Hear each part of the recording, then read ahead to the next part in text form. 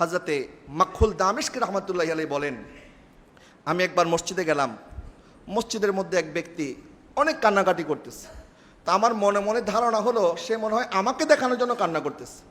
বলে এই ধারণা আমার অন্তরে আসতে দেরি আমার ইবাদতের মধ্যে যে তৃষ্ণা ছিল, ইবাদতের মধ্যে যে লজ্জত আমি পেতাম, ইবাদতের মধ্যে তৃপ্তি আমি যে পেতাম, এটা আমি সব হারিয়ে ফেলেছি।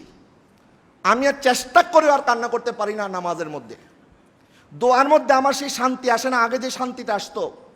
আমি এত কষ্ট করি, কান্না করার জন্য চেষ্টা করি, তারপর আমার চোখে পানি আসে না।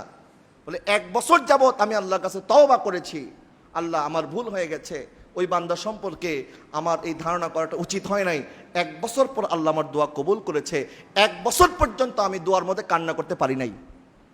আপনাকে আমাকে চিন্তা করতে হবে, আরেকজন ইবাদত করছে, সে রিয়াকারি করছে, লোক দেখানো ইবাদত করছে না কি করছে, এটা সে আল্লাহকে সে জবাব দিবে।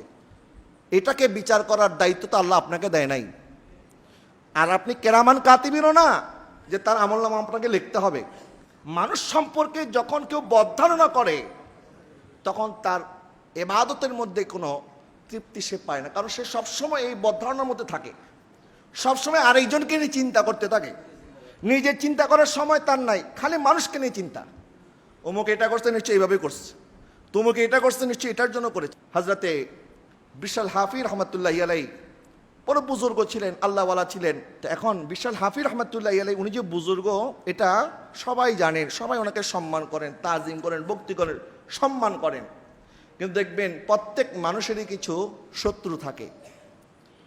প্রত্যেক ভালো মানুষ বলেন, খারাপ মানুষ বলেন, সবারই কিছু না কিছু শত্রু থাকে। হিংসুক ব্যক্তি সমাজে থাকবেই। তো বিশাল হাফি রহমতুল্লাহি আলাইহিকে নিয়েও এক ব্যক্তি সবসময় বদধারণা করতেন, সবসময় খালি ওনার দোষ কোনটা আছে এটা খালি বের করার চেষ্টা করতেন। তো উনি দেখতেছেন একদিন জুমার নামাজ পড়ে ফরজটা আদায় করেই হযরত বিশাল হাফি রহমতুল্লাহি আলাইহি মসজিদ থেকে বের হয়ে গেছেন, সুন্নত আর নফল পড়ে নাই। তখন উনি প্রথমে বদধারণা করলেন, দেখছেন মানুষ তাকে এত বড় বুজুর্গ মনে করে, অথচ সুন্নতও পড়ে না, নফলও পড়ে না। বলে সে কোথায় যায় নামাজ পড়ে, আমি একটু দেখব। ওনার পিছনে পিছনে বের হয়েছে। প্রথমে শুরু করেছে বদধারণা দিয়ে যে উনি নামাজ তরক করেছেন। তো যেতে যেতে দেখেন উনি একটা বাজারে গেছে। বাজারে যাওয়ার পর দেখতেছে ওখান থেকে উনি কিছু গোস্ত খরিদ করলেন, রুটি খরিদ করলেন। এরপর আবার বদধারণা শুরু করছে, ও এর মানে খিদা লাগছে, এই জন্য নামাজ ছেড়ে এখন খাওয়ার জন্য আসছে।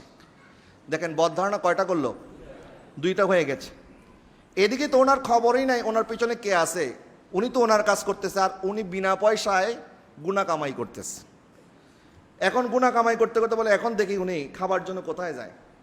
উনি রওনা করলেন, একটা জঙ্গলের মধ্যে গেলেন। জঙ্গলের ভিতরে গিয়ে দেখলেন একটা কুঁড়ে ঘর।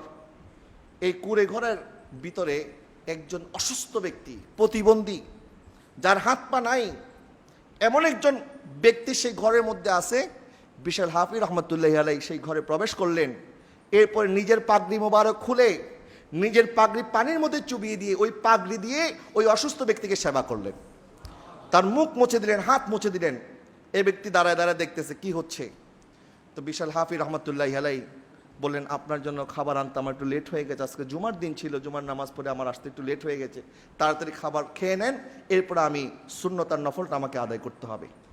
ওই ব্যক্তি দাঁড়ায় দাঁড়ায় দেখতেছে। কিন্তু এরপরে ওই ব্যক্তি বলতেছে, হুজুর আপনি এত বড় বুজুর্গ, সারা শহরের মানুষ আপনাকে সম্মান করে, তাজিম করে, আর আপনি এত ব্যস্ততার মধ্যেও আপনি আমার খেদমত করার জন্য এসেছেন। হুজুর আমি আপনার ঋণ কেমনে আদায় করব? বিশাল হাফি রহমতুল্লাহি আলাইহি বলতেছেন, আপনি এটা কেমন কথা বলেন? আমি সারা শহরের মানুষ আমাকে আজকে সম্মান করে, ইজ্জত করে, এটা আমি মনে করি এটা আপনার খেদমতের বদৌলতে আল্লাহ আমাকে ইজ্জত দান করেছে। মানুষ কখন ইজ্জত পাবে, সম্মান পাবে, এটা আমরা কেউ জানি না। আল্লাহর কাছে কোন আমলটা পছন্দ, আল্লাহ পাক কখন আমার প্রতি রাজি হয়ে যাবে। প্রত্যেক মুসলমান সম্পর্কে আপনি ভালো ধারণা করবেন, সে ভালো না হলে ভালো ধারণা করেন। কারণ হুসনুজ্জান যেটা, মানুষ সম্পর্কে ভালো ধারণা করার মধ্যে সওয়াব আছে, কোনো গুনাহ নাই। আর খারাপ ধারণার মধ্যে কোনো কল্যাণ তো নাই, আছে শুধু গুনাহ আর গুনাহ। এই জন্য প্রত্যেক মুসলমানের প্রতি আপনার সুধারণা পোষণ করবেন।